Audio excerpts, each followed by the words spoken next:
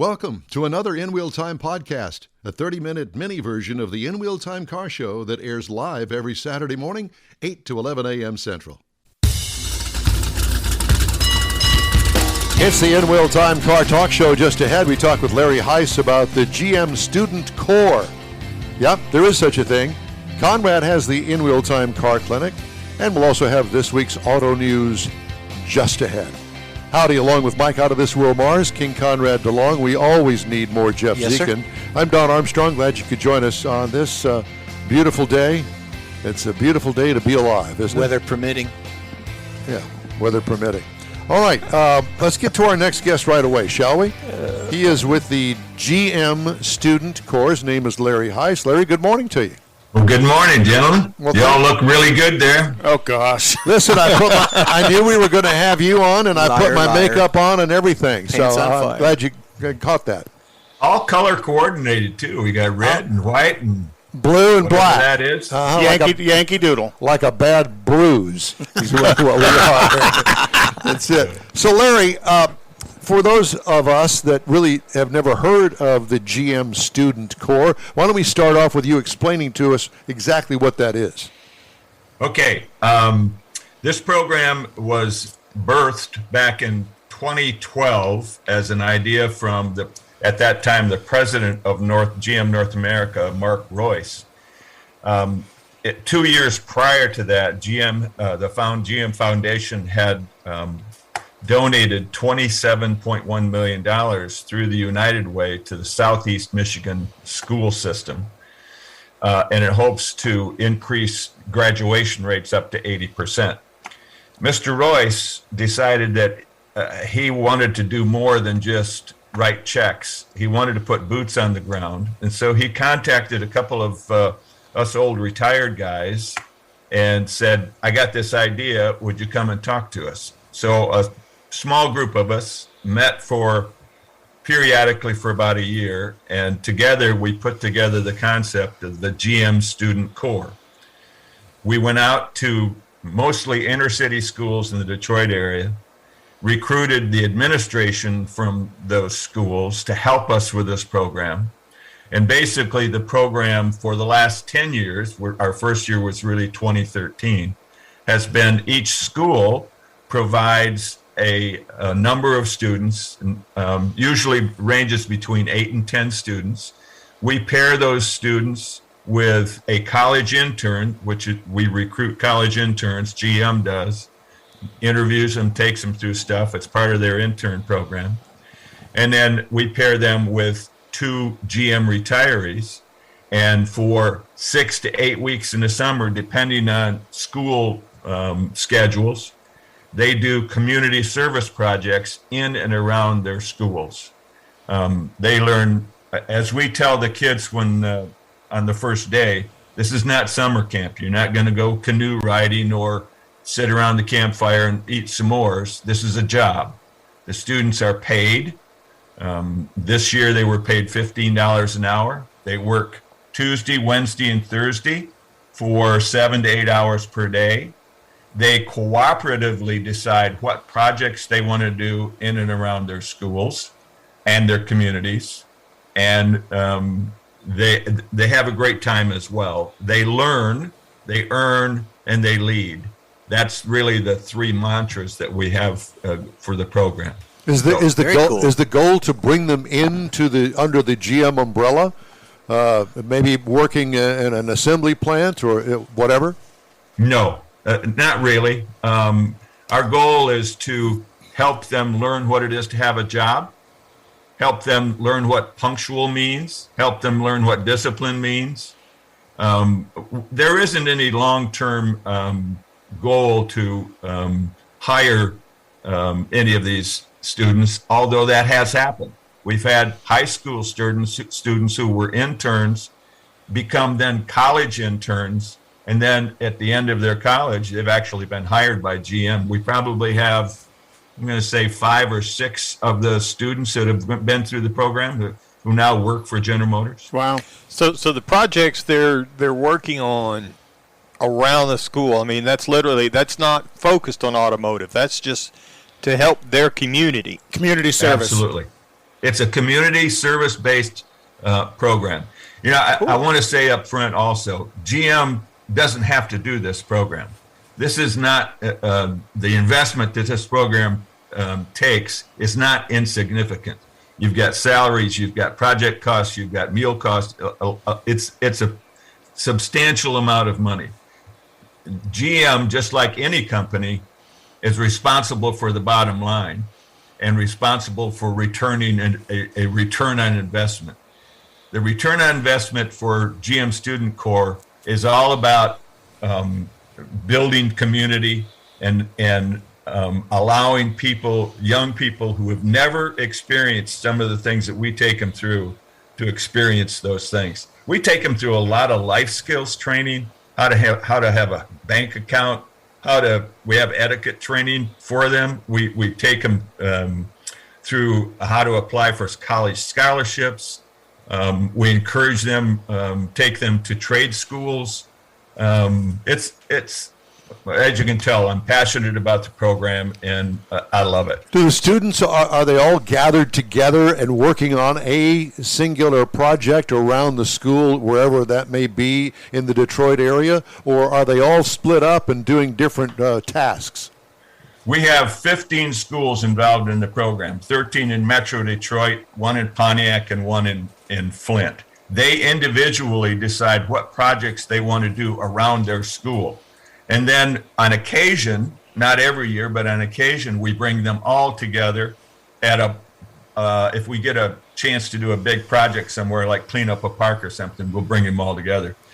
We have 2 or 3 occasions throughout the year, throughout the time period, that we bring all the students together for things like Finance Day. We bring them in and we talk to them about checking accounts and saving accounts and how to be responsible for their funds.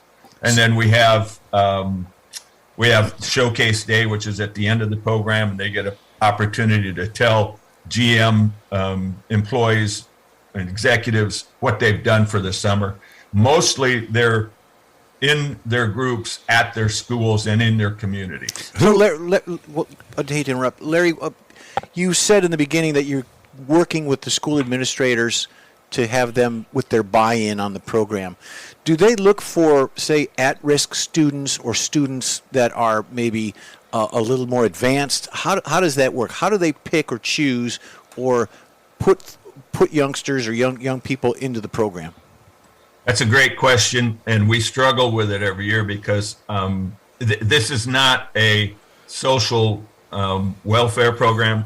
Our retirees are not trained social workers. We can't handle kids that are at risk, and that's not the purpose of the program. We encourage the schools to select their students based on academic performance, attendance performance, attitude. I encourage the retirees to get involved with the school in the selection process for the students, do interviews, meet with the students that are interested in the program. This is not an at-risk type program. Okay. And the students are working in school districts that they grew up in, though, too, correct? Absolutely. So Yeah. they have a little bit more knowledge of what's going on internally as a student looking out, hopefully to see more of the need as a student that they can serve. And they can use those folks as recruiters as well. Right. Absolutely. We have, in almost every school, the students we select are usually rising seniors or rising juniors. We like to get a couple of rising juniors so that they can help us recruit their teammates for the next summer. Makes sense. How many students are there? I mean, what's the selection process like? Say, for instance, at XYZ High School, we're going to allow 5, 10 people into the program. So what's the selection process? Do the kids have to apply for the program? It varies from school to school, but basically overall, it's an application type process. We try to get to each school while that's going on. We make little speeches, which you can tell I'm not bashful about making speeches, and tell them what the program is. I would tell you that We have schools where we'll have 50 students come out and want to be in part of this program. And we have some schools where it's like pulling teeth. We have to really work to get the number of students we want. It just varies. And the other factor that influences all that is the administration. As you might imagine, there's a lot of turnover, especially at inner city schools, in terms of counselors and principals and assistant principals. So we just get started with one school, and then we go back to next year, and we got a whole new crew of folks to work with. So it's not as easy as it sounds. It's difficult from time to time to make sure we get the right students selected. So do you have like a limitation for that school? Say you do have 50 people apply. It's always just whatever the program. Like in the first 8 years, we selected 10 students per school. Now we're at 8. We want 8 students per school. And is there an alumni? No, I don't know how to ask this correctly, but you've had 10 years of 8 to 10 students per school. Who tracks what those alumni have accomplished in their life? Because you are giving ultimately life-changing skills to some of these students that not only can aspire to improve themselves, but you're giving them those skills to improve themselves. So who follows the alumni after they leave the program? I wish I could tell you that we have a really robust tracking system, but we don't. It gets really difficult to track these students unless they have an interest in being tracked. You know, they go off to school their first semester, and in a lot of cases we just lose track of them. They either don't stay in school or they go off and do something else. I wish it was better, but really I would tell you that probably less than 20% of the students that we've tracked. I would say we've probably had 1,000+ students in this program since the beginning, and I would say probably less than 20% we're actively engaged with at this point. But I wish it was better, but it's not. Yeah, but even at that, even if the things that you're teaching these kids, because they are still kids, even at juniors and seniors, about checking accounts and banking accounts. I mean, that's the kind of things they need to know that they're not getting a lot of times because whether their environment and the school is definitely not teaching them. I was shocked to find out my 18-year-old granddaughter the other day didn't know how to pump gas in her car. Her mom's always done it for her. Okay, we need to do something here. Call Grandpa. Well, so we do those kinds of things. We teach them not just life skills, but real world skills, everyday skills. So even though you don't keep track of them, you've impacted every one of them that's gone through your program. You had to have at least some to give them those skills. I mean, you just can't be exposed without it. Is this specifically to Detroit, or is this in other cities across the country? Just Detroit. This is only in the Detroit area, and that's purposely because this is where we have a large GM retiree pool to pull from. So got a lot of resources. I'd love to see it expand, but it's not really practical. No, but it certainly is something that companies in the certain cities around the United States, I mean, Houston is loaded with certainly oil-related companies here. Definitely. That would be something for them to look at in the communities in where they are headquartered. Engineering and stuff, yeah. Austin's got a ton of big business. And like you said earlier, Larry, it's, yes, GM has a responsibility to its shareholders to make money, but GM also has a responsibility to its community to give back. Yep. And that's what this program's doing, is giving back to the community and giving back to the children of the community who, my opinion, I would say of the 1,000 that you've had gone through the program, I would say way north of 85% of them, their lives have vastly improved by going through such a program, through the life skills that you've given Back them. to the tracking part of this, Larry, and that is, do you know these kids that you have in the program, once they graduate from high school, do you have a percentage that you know actually go on to college? Whether they stay or not doesn't make any difference in the question. It's just, do they actually pursue a higher education because of the program? My sense is the answer is positive. Yes, they do, but I can't give you any specific numbers on it. But I would tell you probably 80-85% at least start college. Wow. Now, whether they, there's a huge drop off after the first semester of colleges, but you have to remember that, as we are in the news and everything else right now, college is expensive. It's expensive. And these students they're not, as we always say, they're not mentally challenged or intellectually challenged. They're just resource challenged. These students, I have schools where these students, out of 10 students, 9 of them live in a home without either parent. They're living with grandma or their aunt or something like that. So these are students that are resource challenged, but they are wonderful students and they're wonderful kids. And what I know of you as a mentor, this is an emotional experience for you as well. Very. I will tell you, over the 10 years, I've had more than one time where I got something in my eyes. So hate it when that happens. Yeah. And to add to that, I would imagine that there's a great sense of satisfaction with the people that you have in the program, as far as mentors or teachers, whatever they may be called. That has to be a lot of satisfaction with these, because the kids want to be in the program. Unlike so many students that are going to high school that don't even want to be in high school. Right. Mm-hmm. So there's that to begin with. And there's got to be a sense of satisfaction to all the retirees that are working the program. Well, I think the proof of that is that probably 60% of the people, the retirees on my team now, 60, maybe 70% have been in the program since day one. Oh, wow. And I also want to get now the problem with that is that we're all 10 years older. Yeah.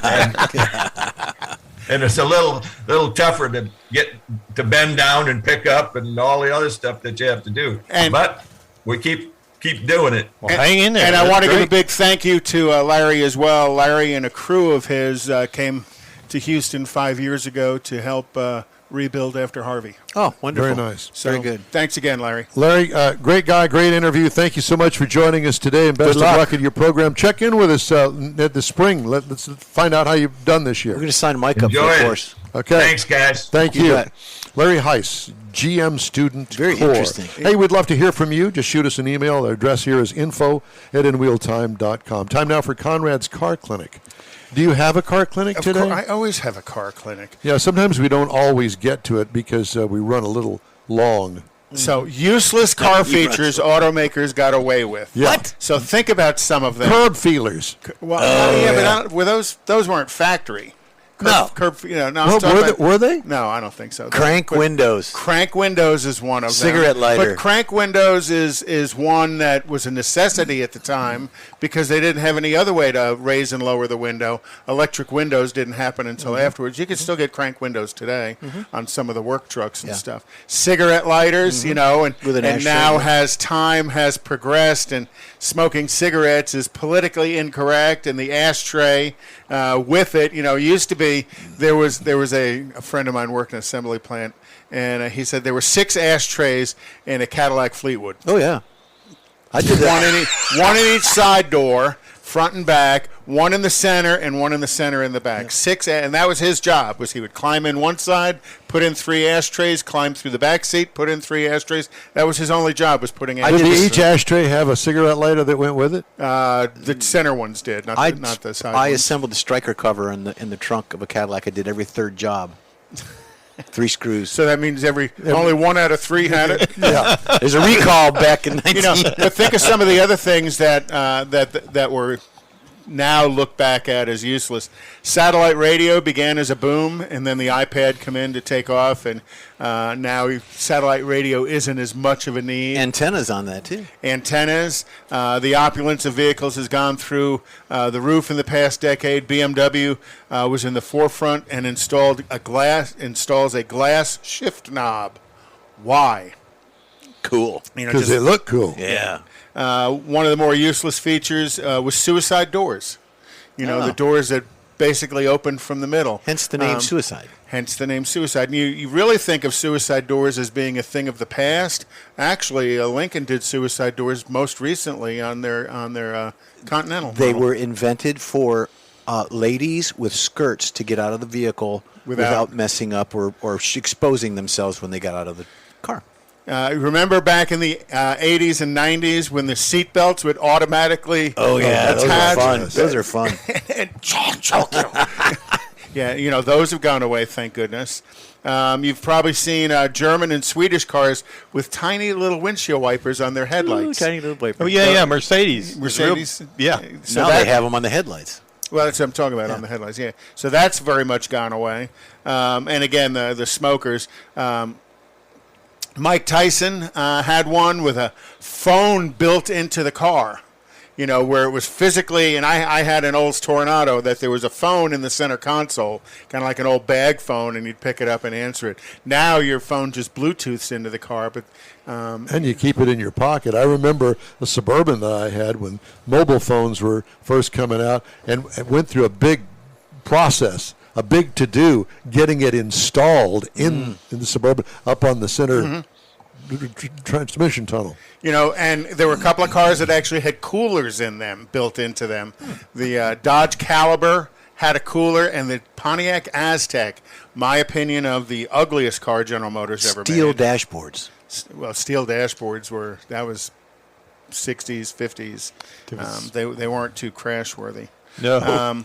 A few more other things were unusable features. Third row seating in crossovers. I know that's the bane of Don's driving a small crossover that has a third row seating, and it's basically for bilateral amputees in the back because there is no leg room, and there's no reason to have a third row seat back there because there's the seat, it comes right up to the back. It's kind of like seat. the third seat in the old Suburbans that you took out and you lost through moves that you made throughout the years, and somebody left it in the attic or whatever the case may be. No, you put it in the garage. You use it as a seat in the garage. And audio systems have changed. Was originally an AM radio and then an AM/FM radio. They actually had disc record players back in the 60s, and then the 8-track player, and then the cassette player, and then the CD player, and then the dual CD cassette player, and now, the Wonder Bar, and now virtually nothing because they depend so much on satellite and your phone. And then one of the other things that is gone is wing windows. Yep. Yeah. And those went away. 67 was the last year for the wing. 67 was the last year for the wing window. What about clear tint glass? Oh yeah, that probably went away back in the 70s, is where they had clear glass, and you actually ordered the option of tinted windows. So useless car features automakers got away with. Hyundai Motor America and Kia America are recalling over 250,000 vehicles here in the U.S. because of an issue with the tow hitch harness that may lead to a thermal event while parked or driving. The recall covers Hyundai Palisades and Kia Tellurides from 2020 to 2022 model years. A stop sale was issued this past Tuesday in accordance with federal regulations for affected unsold vehicles at dealers and vehicle processing centers, according to NHTSA. 2 automakers are advising customers to park their vehicles outside and away from structures until repairs are completed. In both cases, debris and moisture accumulation on the tow hitch harness, printed circuit board, may cause an electrical short, which can result in a fire, according to the safety recall reports filed with NHTSA. So you can see a car going down the freeway with a fire in its tail end. You're trying to honk the horn and tell somebody, hey, man, you got a fire in the back end of the car, and they pull a gun on you going, don't be jacking with me. Okay, see ya. Burn, baby, I was burn. thinking the same thing. Other recalls, vehicle rollaway from a faulty shift lever assembly mechanism.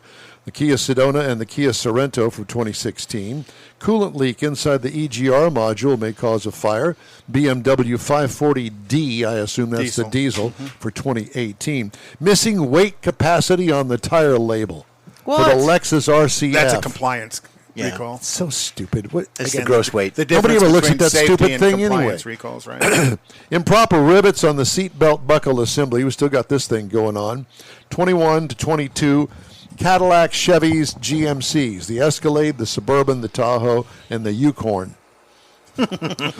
Improperly tightened windshield wiper arms. Oops, there goes the windshield wiper arm on the Chrysler Pacifica and Voyager for 2022. Ford Transit Voyager. 22. I didn't know they still made the Voyager. Ford Transit 2022. Rear view camera display not operating. Damaged drive shaft may fracture in the Ford F-150 for 2021 and 22. That is a major deal. Damaged lamp reflectors on the Subaru Impreza 2017 to no. 2019. Stop the assembly line. Yeah. In the Hyundai Palisade, windshield wipers may fail. That's a bunch of Palisade recalls, isn't it? It truly Well, they only fail in the rain. Yeah, that's the only time that you're going to be working. You know, them, you I talked think. about the There could be a shifter knob. problem the, down the here. clear shifter knob. I saw one that the numbers were in Braille. Oh, yeah. There's the GM, when they had the steering wheel touch, some of the steering wheel touch controls, there were little braille Amazing. markings on Same them. thing at ATM. And later on, Don's going to rant about the ripoff on MSRP stickers. Oh, boy. Oh, I've And posted with a a- couple of them on our well, Facebook with a couple page. of local dealers, as a matter of fact. One has backed off, Shame on you. and the other one said, it was a mistake. We didn't do it. It's all But MSRP we now. printed 9,000 So the dealers copies. get caught up in it, and it catches fire on the internet as far as social media And is they get concerned. burned. Oh my God! Can you imagine the number of sales they lose? It's a whole story. We're going to get to it. Quick All right. break Yeah, now. let's talk. You're on the In Wheel Time Car Talk Show. Stay with us. Get out the permanent marker and write on your wall calendar the next Tailpipes and Tacos Cruise-In, Saturday, September 17th, 2022. It's the fall edition of Tailpipes and Tacos at the Loopy Tortilla in Katy, 8 to 11 a.m. It's the only place cruisers compete for Loopy's Chili Pepper trophies and other prizes. There's no charge to enter your vehicle for Best Hot Rod, Best Classic, or Best Modern Classic. Tailpipes and Tacos is Houston's coolest and most unique cruise-in and is your opportunity to see the best hot rods, show cars, classics, and resto mods, and get Loopy Tortilla breakfast tacos with adult beverages. There's no entry fee, and cars will automatically compete for those much sought-after custom Loopy trophies and other prizes. It happens at the Loopy Tortilla Tex-Mex in Katy on the Grand Parkway at Kingsland Boulevard, just south of I-10.